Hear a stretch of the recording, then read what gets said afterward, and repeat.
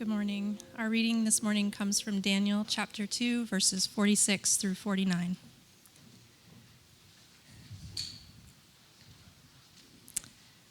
Then King Nebuchadnezzar fell upon his face and paid homage to Daniel and commanded that an offering and incense be offered up to him.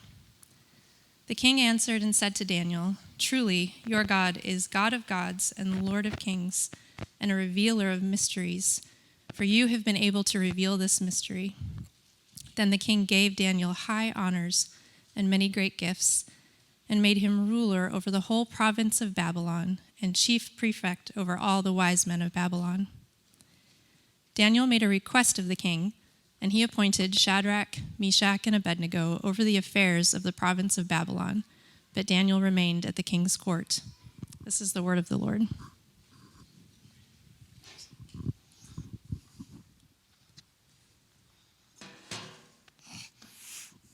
I was so nervous. I was going to drop this like water and that would just be like, just tank everything. But hey, welcome. I'm Caleb. I serve as one of the pastors here.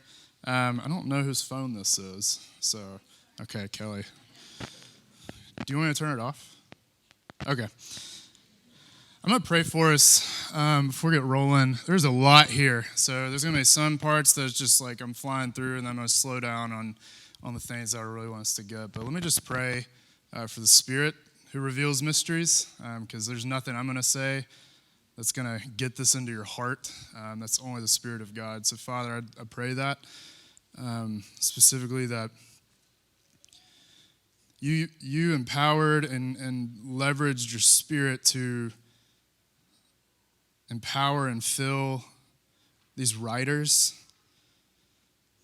to communicate truth and mystery that none of us could really get. But Father, I just pray specifically that the Spirit will reveal and unlock these things in our hearts, that we really know how to not only just live, but thrive in a state of exile.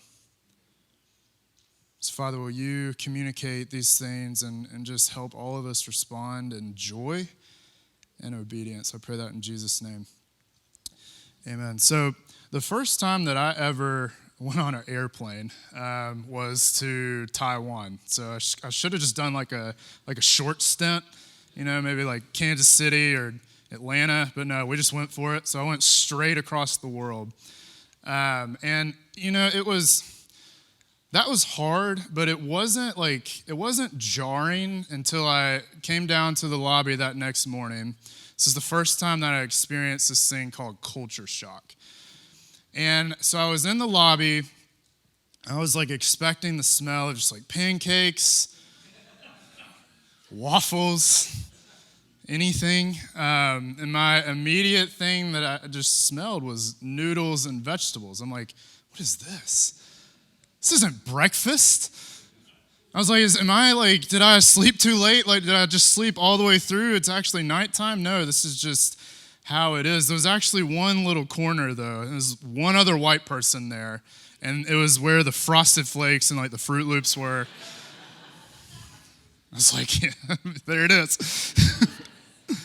There's my breakfast. It was jarring. Like, it really was. Like, I know this first world problems, like, I get that, but, like, man, it just was something that I had never really experienced before. I experienced it again when I was in Africa, and there are some things that we really take advantage of, like road lines, like just being able to navigate the road. We just kind of winged it when we were over there, and that's cool. The horn is not used for like if you're mad at somebody. It's just like, hey, I'm here, I'm going to hit you if you don't move. It was disorienting. 9-hour flight delays are normal there, so we had to kind of redo the whole day. That was like the worst day of my life because I ate the salad. Don't eat the salad when you're overseas. Like, that was just a long travel day. It was jarring. It was disorienting.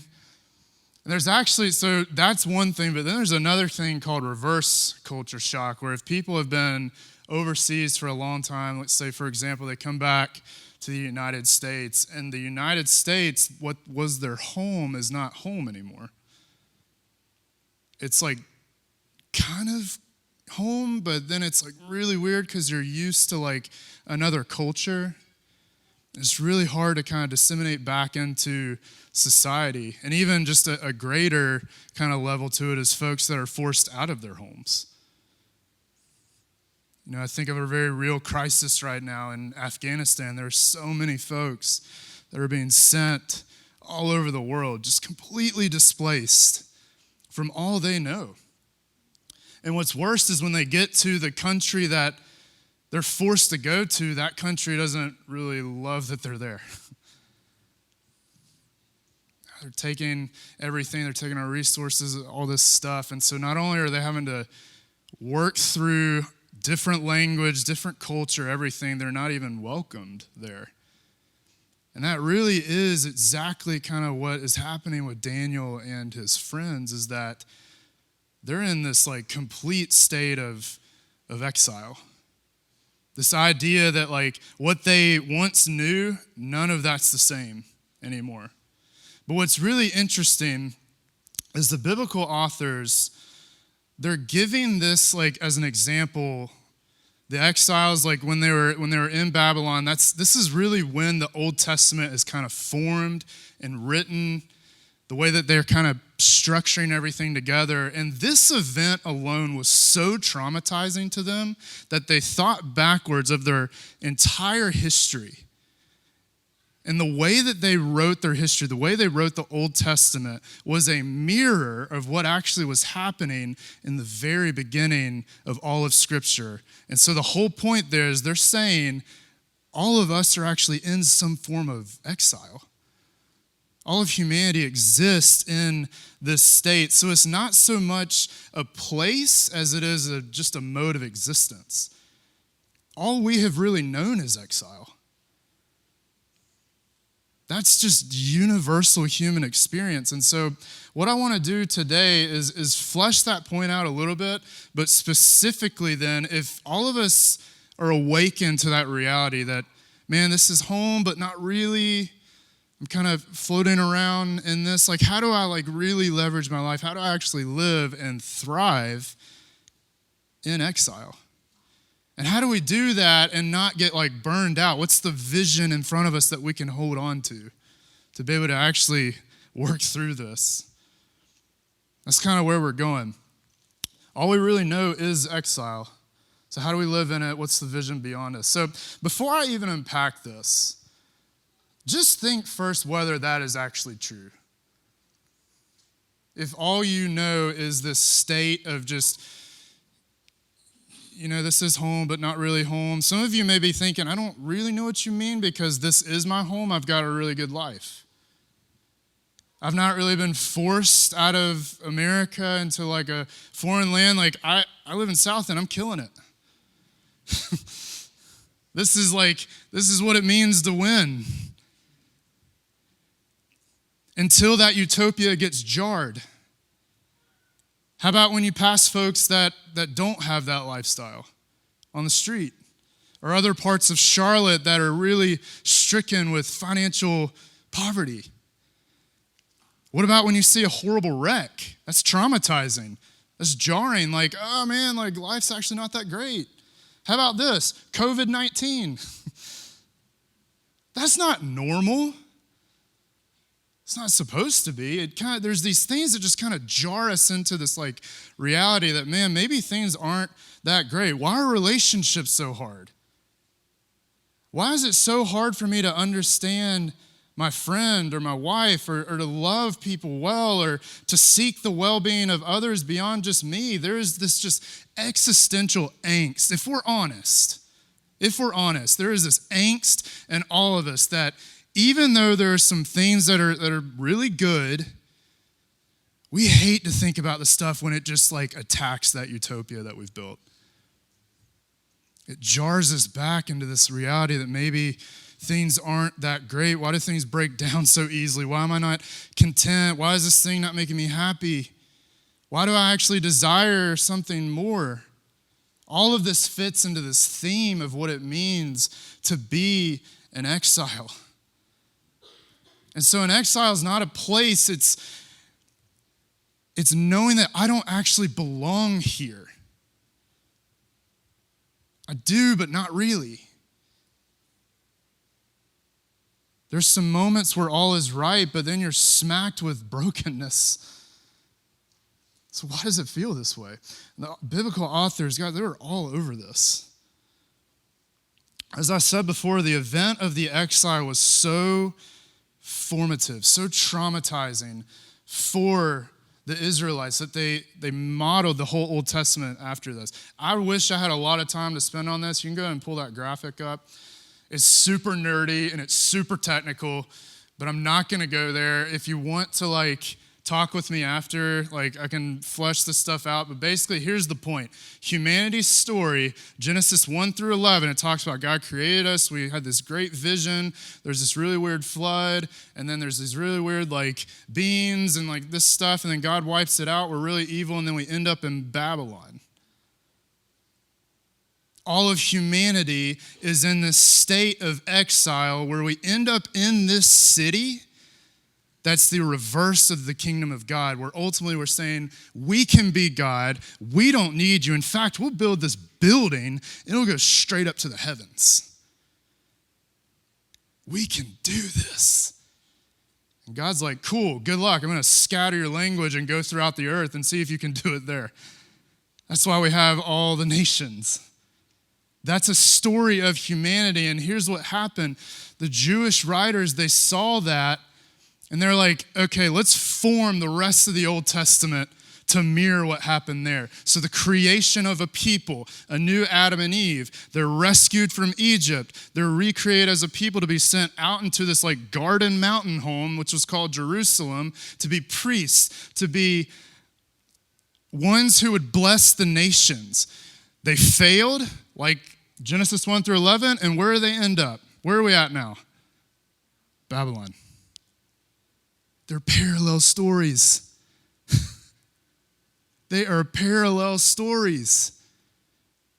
Because what they're saying is exile is when humanity just repeats the pattern over and over and over and over again, where we create this Babylon that we can't get out of. We create it. We're the ones that make this mess. We're the ones that hurt people. We're the ones that use power to abuse people. We're the ones that are defining what's good and what's evil, and we just make these empires over and over and over and over again. That's human history. And not only do we create them, but we can't escape from them. Oh, it's so jarring. It's so it's just a hopeless feeling. And all of us, if we're honest, we're longing for something more, no matter where you live. And what's really interesting, when we get to the New Testament, there's a guy called John. This is before Jesus comes on the scene. And what he's doing is he's baptizing all of these people. And it's not so much what's really interesting, so what he's doing, he's dunking them in the water in the river of Jordan, which if you think back to the history of the Jews, the way they got into the area of Jerusalem was going through the Jordan River. And so what he was doing is he was saying, guys, we need to baptize you in this thing that symbolized us coming into the promised land, but they were already in the promised land. So what was this whole thing that he was doing? This became a symbol then for not just hey, you're going to come into the promised land, but it's more of I'm going to put on this jersey to do a whole different way of living than what Babylon is. Because Babylon is us deciding what's good and evil. And John was saying, no, look at where that's gotten us. Let us posture our hearts. Let's baptize out of Babylon into the way of the kingdom. And so Jesus, that's why he gives that as a ordinance. He says, church, do this, because when you come to faith and you put your allegiance in Jesus, you are literally getting plucked out of Babylon. You're on a new team now. But here's what's really funny, is you're not only plucked out of Babylon, then you're thrown right back into it. That's kind of a different story than what a lot of us think. It's I've been saved and now I'm good. No, you've actually been saved to go right back in the place you came from. So that baptism was a baptism of repentance. It was a whole new way of living. So we've established that if all of humanity is in exile, and then if you as a believer, you're kind of in this double exile. Peter would tell the churches in 1 Peter, he would say, listen, the church from Babylon welcomes you. Says, hey. They had this understanding that Babylon, it died a long time ago. Where Daniel is now, that empire died. But Babylon became a term for a whole world order, our world order. He said, the churches, these exiles, these sojourners from within Babylon, welcome. So we're not called out of it, we're called into it. Our home is ruled by Babylon, which is our own making, and we're exiles. So how do we live? How do you thrive? How do you succeed in Babylon?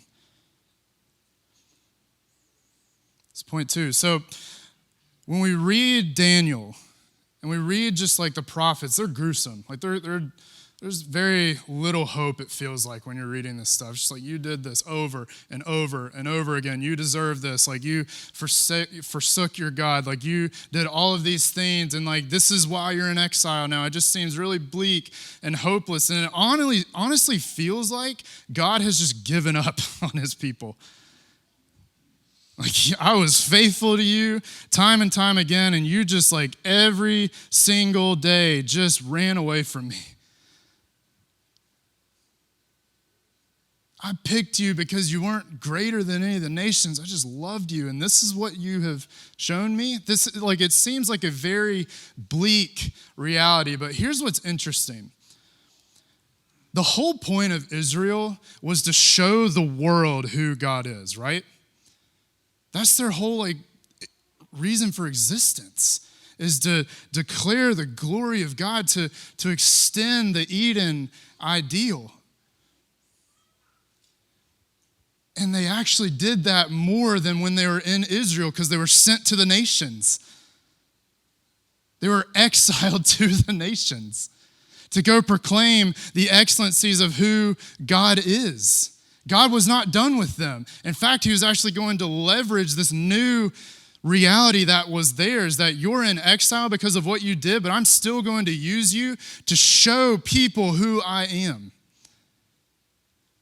And there's really 3 places where that theme kind of comes together, specifically in Ezekiel, Jeremiah, and of course Daniel. So the book of Ezekiel, if you've read it, there's probably a few things that like really jumped at you. One, this dude like cooks food over poop.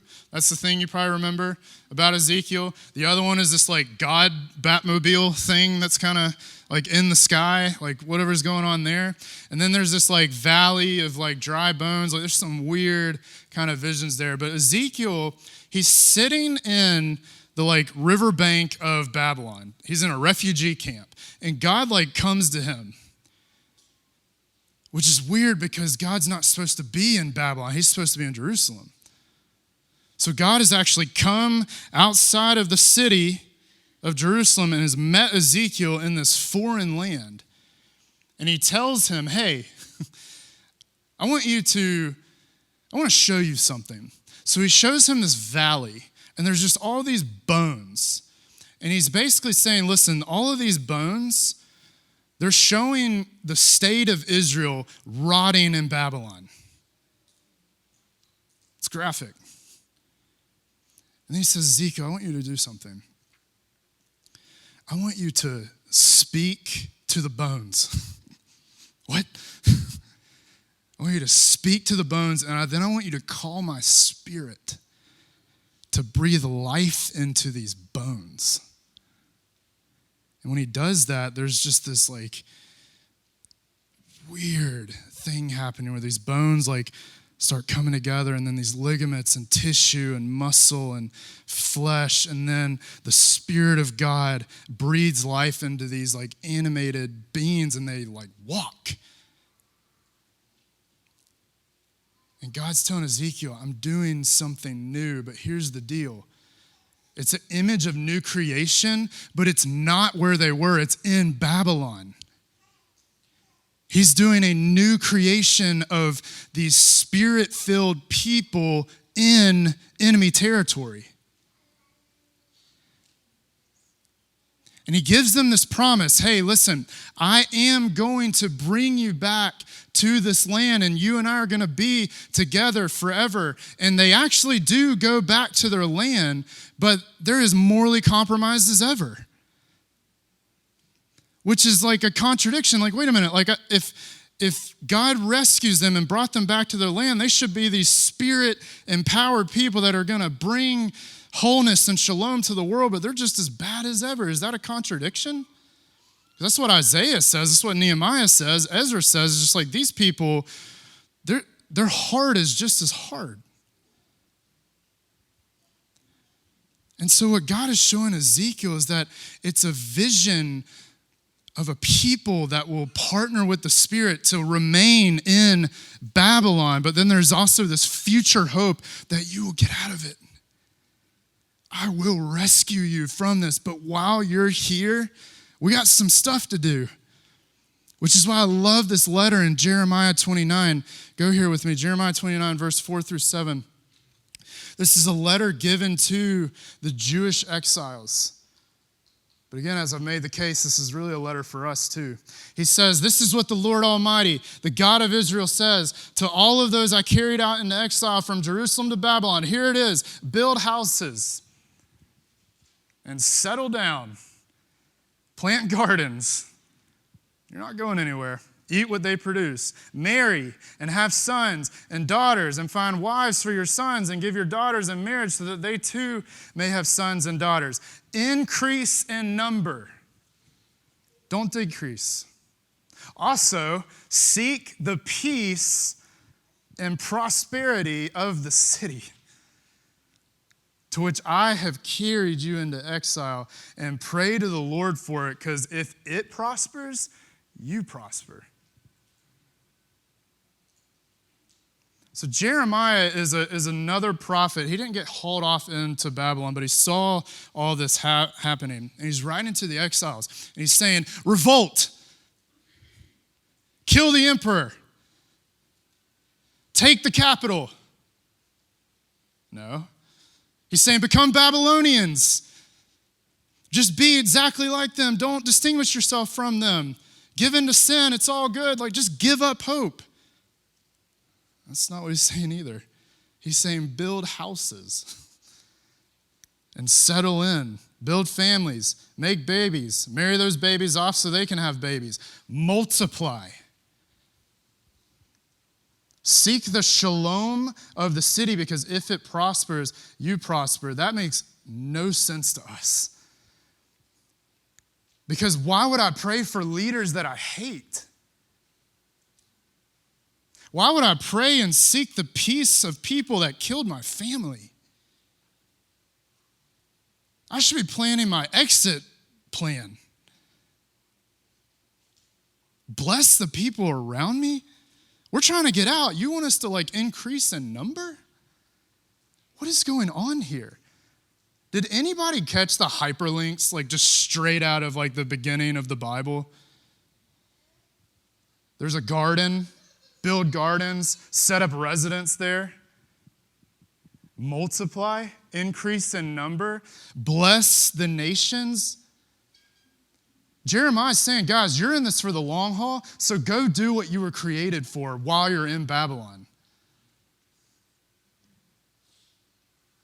Go be the type of people that's going to show the goodness and beauty of who God is to a people that absolutely hate you. Go show a people that want nothing to do with you that God wants everything to do with you. We expect exiles to plan their getaway plan. I've heard this before. The Bible is like an acronym for this. Basic instructions before leaving Earth. I just gotta hunker down, man. Let this thing pass. No need to engage darkness. No need to tell friends and family about Jesus. I just need to buy all the supplies, and man, God's gonna come destroy everything and I'll be there. that is a lot of what Christians think. Guys, that couldn't be any more anti than what the Bible is calling us to do. That is a snare of the enemy. Hunker down? Of course he wants that because he doesn't want the kingdom of God to multiply. So the less we do, the less the kingdom grows. I can't help but think of Esther's story here. If you haven't read the book of Esther, man, go do that. It's really short. But it's this parallel story, almost to where Daniel is in exile and the northern kingdom is also in exile. So Esther ends up in another exile. She's in the Persian Empire. Okay, and just a spoiler alert, God's going to essentially elevate Esther to a position of royalty, of power. She's going to save her people from the wicked king that she ends up marrying. It's awesome. It's so good. But before all that, her cousin Mordecai gives her this challenge that I pray this grips you. Esther 4:14. So Mordecai's talking to Esther. He says, "For if you keep silent at this time, relief and deliverance will rise for the Jews." I may not have put this up there, I'm sorry. "But from another place." So he's saying, if you do nothing, the Jews will still get delivered. "But you and your father's house will just perish away." As if you weren't even here. But who knows? Maybe you've come to the kingdom for such a time as this. So Mordecai's saying, hey, God's going to rescue us. That's a promise that he's given. But are we going to get in the game? We say this a lot around here, that baptism it's like this jersey that you put on. There's nothing magical about it. All the change is done inwardly by the Spirit. But you put on this jersey. You're on Team Jesus now, okay? But as one who has rode the bench a lot in baseball, let me tell you, it is not fun. There's nothing fun about riding the bench. Because when your team wins, you're like, yeah, good job, guys. Really proud of you. And carry your bat, whatever. Guys, I just can't help but think, are there so many of us that are just going to ride the bench in life? God's going to bring wholeness to the world. It's been written. But he's simply saying the Spirit of God is already moving. Are you going to raise the sails and get in the game? But it's for your good. Because when you get to play the game, it is really anxious and nerve-wracking. When I finally got on the field, I was shivering. But man, I would trade it for nothing else than to simply just partner with the Spirit, knowing that God is going to bring wholeness. The victory's already been won, but he's saying an invitation to us all, follow me. Jump in. Because it's an invitation to really what it means to be human. Oh man, it's so good. Another thing to consider is in the phrasing that Jeremiah uses. Build houses, plant gardens, and get married. So it's a triad of images. Okay, those are the references there if you want to look those up. Specifically, it's a triad of images that's used a lot in Scripture. And in these in particular, here's what it means, okay? When these are used synonymously, they're always describing a post-war strategy. He's using language to declare a peace ethic for this exiled community. So some context. Before Jeremiah 29, what I just read to you, there's this other prophet named Hananiah. And Hananiah is telling the people like, no, we need to like fight back. They're taking our home. We need to break the yoke of Babylon. We need to kill the emperor. Resist. And Jeremiah's like, no, that's not what God's telling you to do. He's like, well, this is what God's telling me to do. He's like, well, you're going to die. And he does. So Hananiah, his way actually dies with him. There's a lot of people that still did that, but Jeremiah is writing a whole new way of living on how to thrive in Babylon. So you've got the zealous revolt option. You've got this completely withdraw into this kind of Christian like bubble option. You have like, okay, let's just give in, just become culture. You've got those three options. But what does our boy Daniel do? Remember chapter 1? Daniel takes this approach of this limited cooperation peace ethic. Daniel Smith Christopher, he's a Hebrew scholar, he calls it subversive loyalty. So Daniel 1, you remember the story? They're in Babylon, they go through college, they take the clothes, they take the names, they become eunuchs. Ouch. There's a lot of things that they're really like compromising on. But when do they fight back? It's when the king says, you have to eat this food. And Daniel's like, no, we can't do that.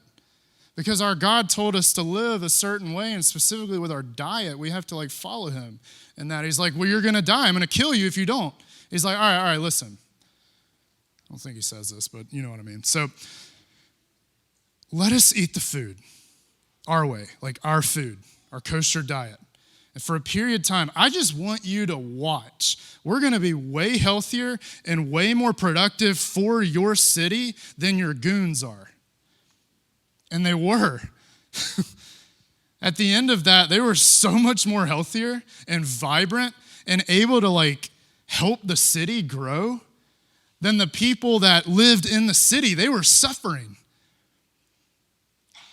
And so what's really interesting there is that in following God, they were actually thriving in Babylon while Babylon was suffering. Do you see that?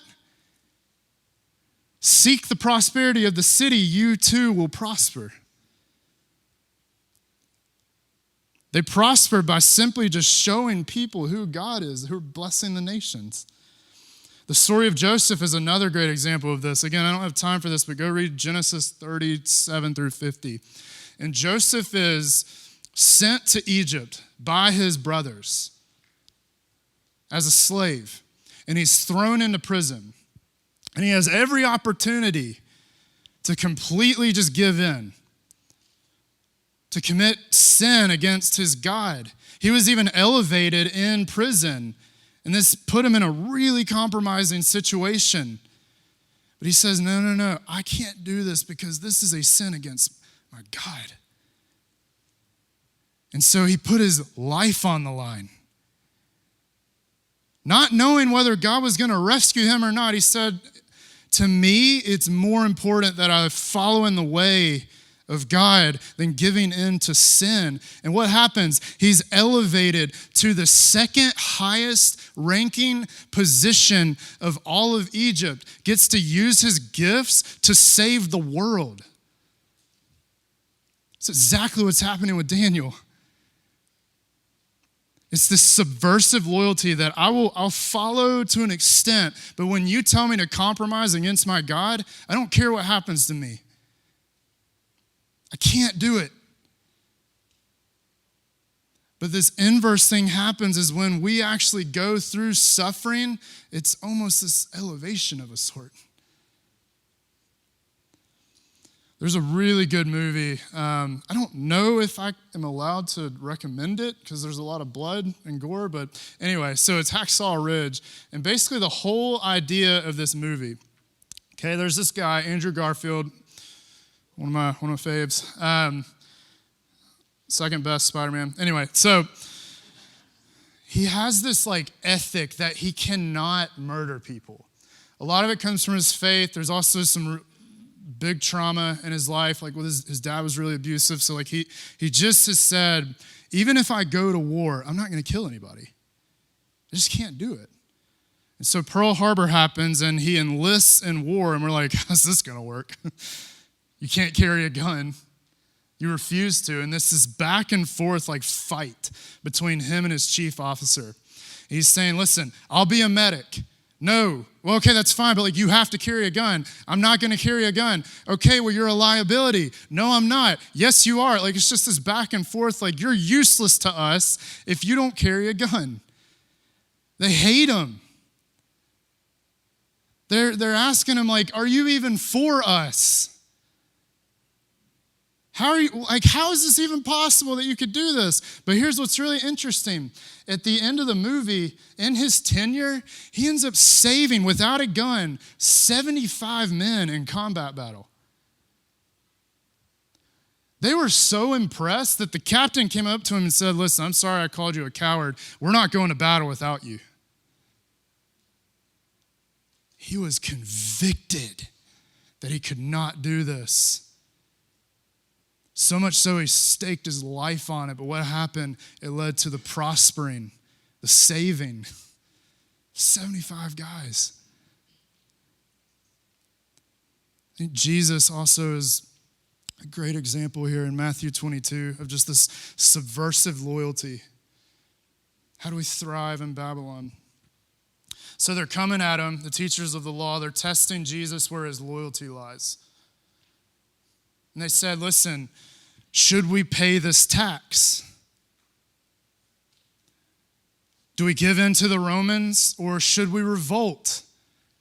It's really the same things that were happening. There were people revolting, people that were giving in, people that were just becoming like the Romans, the Babylon of the age or of their day. And I love this. What does he say? Matthew 22, 18 through 22. But Jesus, knowing their evil, you hypocrites. Why are you trying to trap me?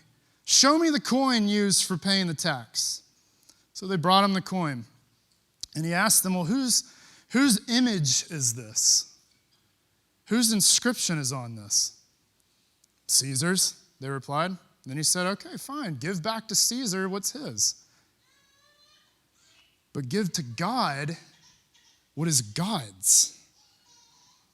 And when they heard this, they were amazed, and so they left him alone. He just completely blasts their understanding of the image of God.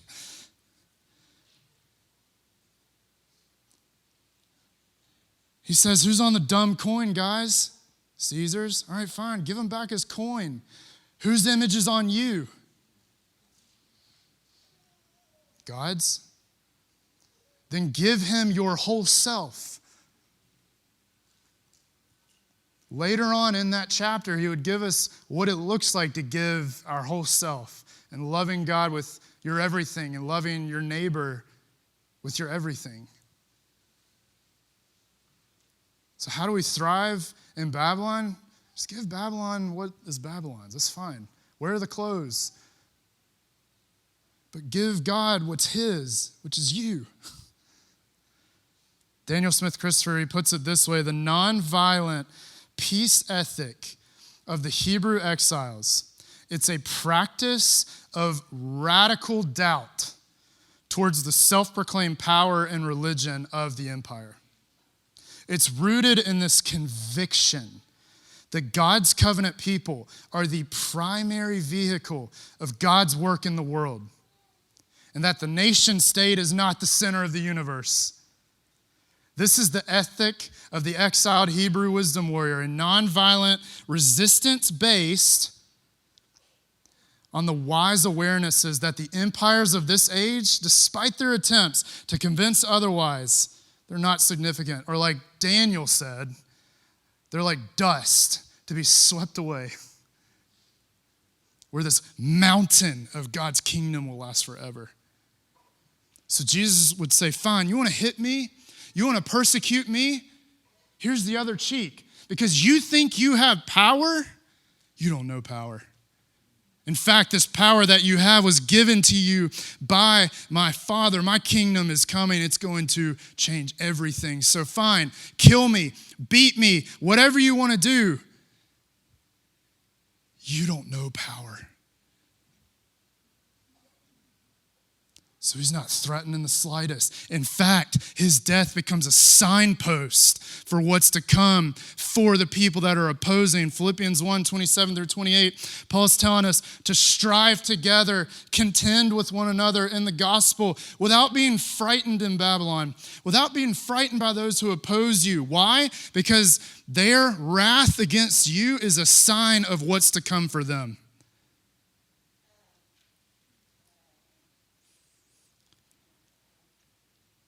You will be saved. So it doesn't matter what happens to you here. So if you're free to do that, then serve people well in your work. Pray for the leaders you hate. Clean the coffee pot.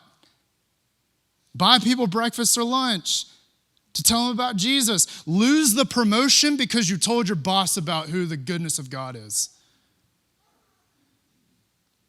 Go sweep the office. Go start a really successful company that meets a ton of needs in the city.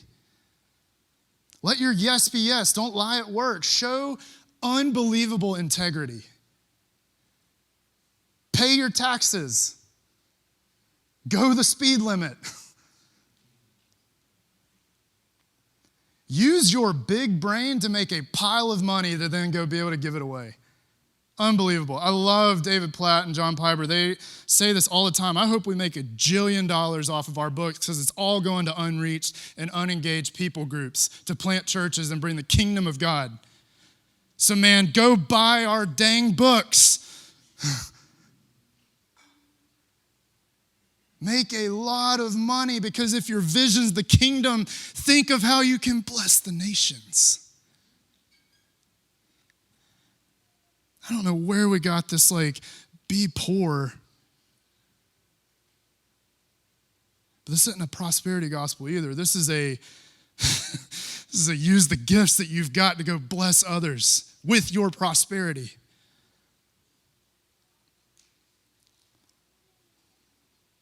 And guys, I know this is almost impossible to do. Because suffering's real and Babylon's hard and it's enticing and we want to give in and just ride the wave. We've been saved, so we're good. I get that. It is so hard to thrive in exile, to thrive in Charlotte,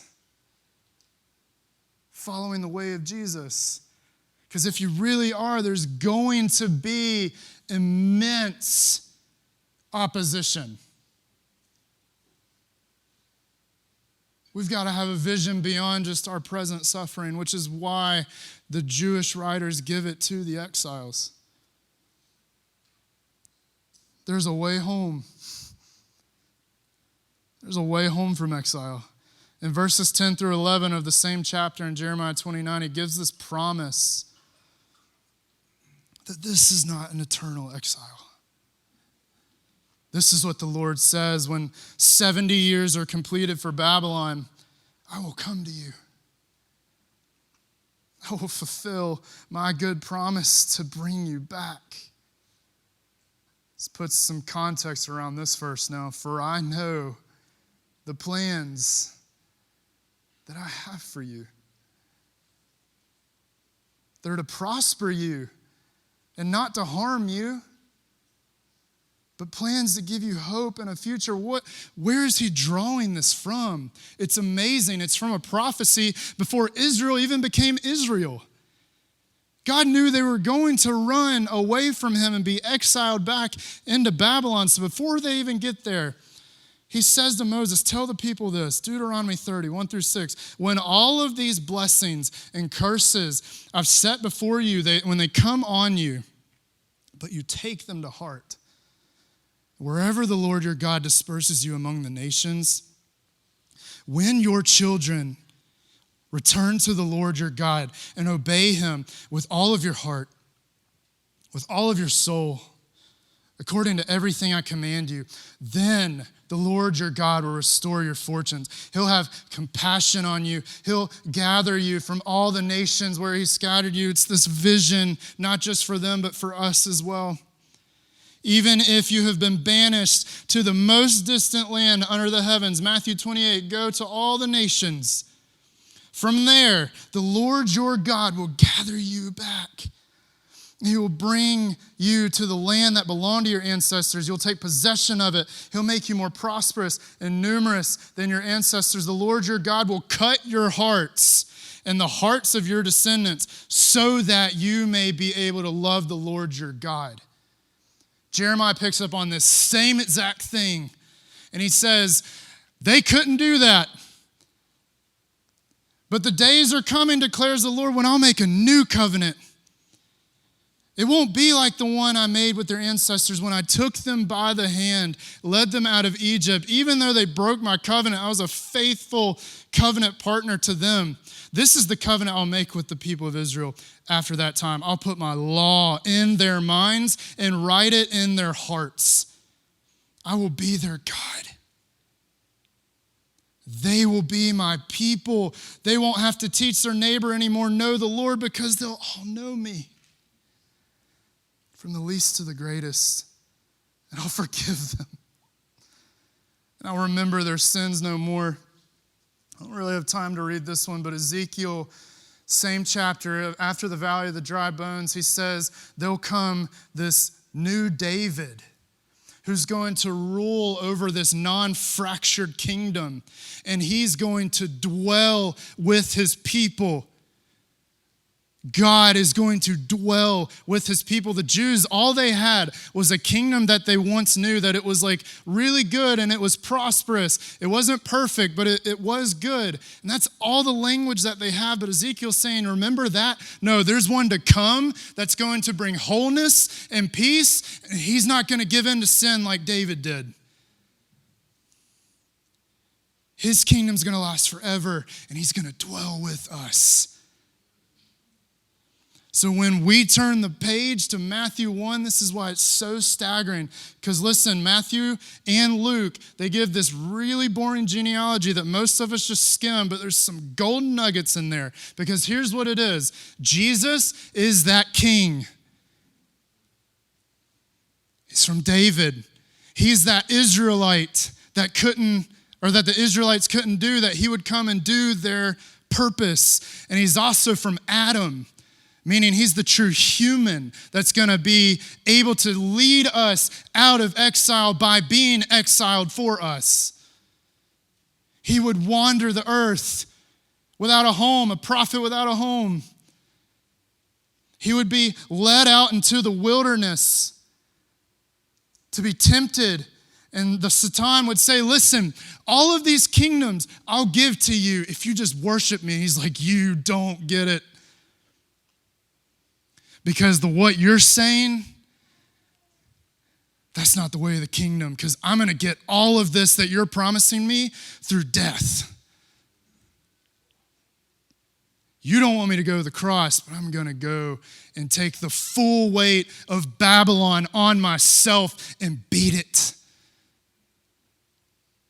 So this monster that we created, that was Babylon, that came out of us defining what's good and evil, and it's oppressed people, and it's just destroyed the world. Jesus would reverse the effects by showing it a kind of love that it's never seen. He would willingly self-sacrifice his life. He would come and show a way that was foreign to Babylon. He would come and show us what it means to actually be human. And he's saying, I simply just want you to follow me. And that's why he would say, when you're baptized, it's this jersey that you're putting on, that you don't belong to Babylon anymore. I've done everything necessary to rescue you from that. Now follow me back into Babylon. Oh, it's so good. The way of the exile, it's the title of this, is the way of Jesus. It's really a call to discipleship. It's a call of being human. Because when he sends out his disciples to go to all the nations to proclaim the excellencies of who he is, he said, when you do that, that gospel goes forth, it changes everything. It changes people. It changes communities. It's this like vision of Ezekiel where he sees these valley of dry bones and his people that are coming to life. That actually, I think we're almost too modernistic. We don't have this enchanted view anymore of the world, that the Spirit of God is actually bringing people to life. And he's changing communities. Don't believe me? In 2010, there was 8 people, okay? There were 8 people that went into this really oppressive and dangerous neighborhood where there were multiple murders and just multiple people getting trafficked and everything. Everything was wrong with this place. And they just went in there and they said, we're just gonna pray. We're just gonna go house to house and pray for people. And what's interesting is they said as they were praying, they almost felt this weight of darkness leaving. Oppression being lifted. They even met this woman. She said, what are you guys doing? They're like, we're just praying because God actually answers prayers. His Spirit wants to transform things. And she's like, oh, please pray for me. I need healing. They did, and she was. In America.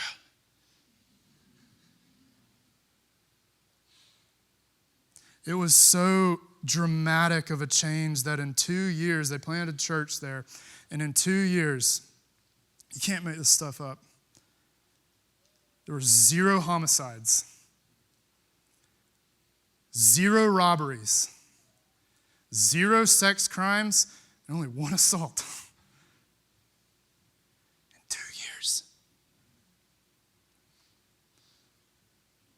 Jesus said the Spirit's going. He wants to transform the world. Do you want to get in the game? Literally dry bones coming to life within Babylon. It's a vision of a kingdom that has come and will fully come one day, that drove these normal people. I couldn't even find their names. Just these normal people to go pray in a very, very dark place. And God blew the roof off the place because they had a vision that it didn't matter what happened to them here, because what they were about to get in return was so good.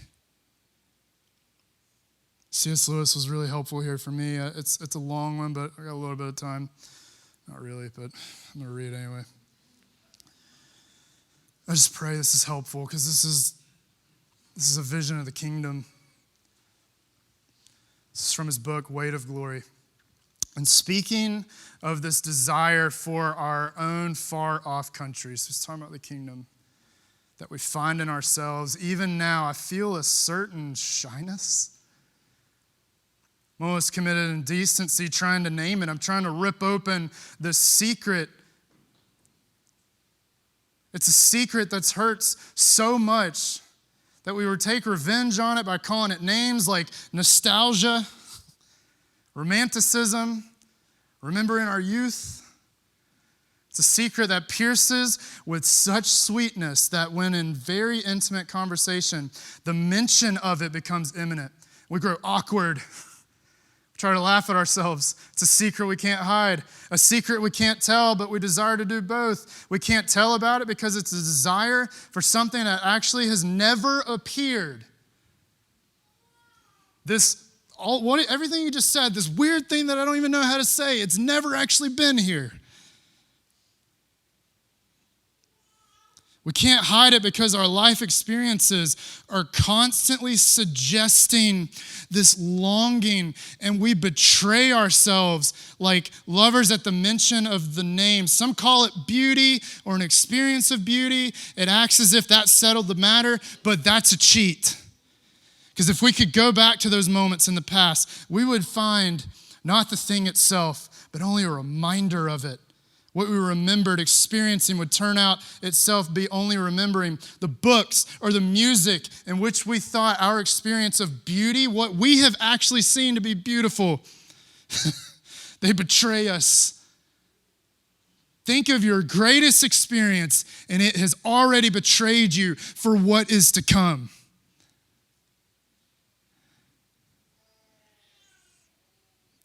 These things like beauty, nostalgia, the memory of our past are only images of what we really desire. If we mistake them for the thing itself, they turn into dumb idols. They break the hearts of their worshipers. They aren't the thing itself. They're only a scent of a flower we have not yet found, the echo of a tune we have not yet heard, and a news from a country we've never visited. The greatest things of your life, of what you believe is good in Babylon, it has already betrayed you. And so it's this call to say, live well, give it up, follow me. And don't get too comfortable, because what's coming, oh man, it's worth it. All of Hebrews 11, all of the saints, they say just keep contending for the faith because it's worth it.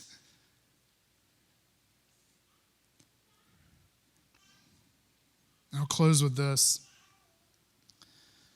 No longer will there be any curse, Revelation. The throne of God will be in the city and will serve him. They will see his face. His name will be on their foreheads. There'll be no more night. They won't need the light or the lamp or the light of the sun. Why? Because the Lord God will give them light, and they will reign with him forever and ever. It is our great hope. So begin today. Jump in, man. It's so good. He's worth it. And what's to come? John's just grasping for language. I can't explain this, but guys, it's worth it. So don't get too comfortable. Steward your life. Give radically your time, your talents, your money. Don't give up hope for home, because that's where we get to feast finally with him. And so that's why we do communion every week. I'm just going to give us a chance just to respond. We respond in this feast as a people of God because we know that we're not quite there yet. And Jesus would say, I'm going to wait for you and drink this last cup in the new kingdom.